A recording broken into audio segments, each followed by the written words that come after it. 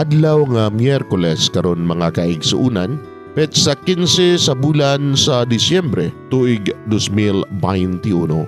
Ang pagbasa kinutlo gikan sa Ebanghelyo sumala ni San Lucas, Kapitulo 7, versikulo 19 ngadto sa 23. Unya gitawag ni Juan ang duha kanila o gipaadto niya sila sa Ginoo aron pagpangutana kaniya. Ikaw ba ang giingon nga moanhi o magpaabot pa ba kamiglain? Sa ilang pag-abot didto kang Jesus miingon sila.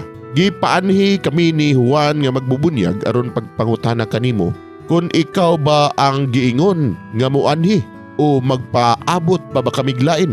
Niadto gayong higayuna, nag-ayo si Jesus sa daghang mga tao sa ilang mga balatian ug mga sakit. Nag-ayo usab siya sa mga giyawaan ug naghatag og panan-aw sa mga buta. Unya gitubag niya ang mga sinugo ni Juan. Pauli kamo og suginli si Juan sa inyong nakita og nadungog. Ang mga buta nakakita, ang mga bakol nakalakaw, ang mga sanlahon na hinlo na, ang mga bungol nakadungog, ang mga minatay na buhi ug ang maayong balita giwali ngadto sa mga kabus. Bulahan kadtong wala magduha-duha kanako. Mga igsuon, ang Ebanghelyo sa Ginoo, daygon ikaw o Kristo.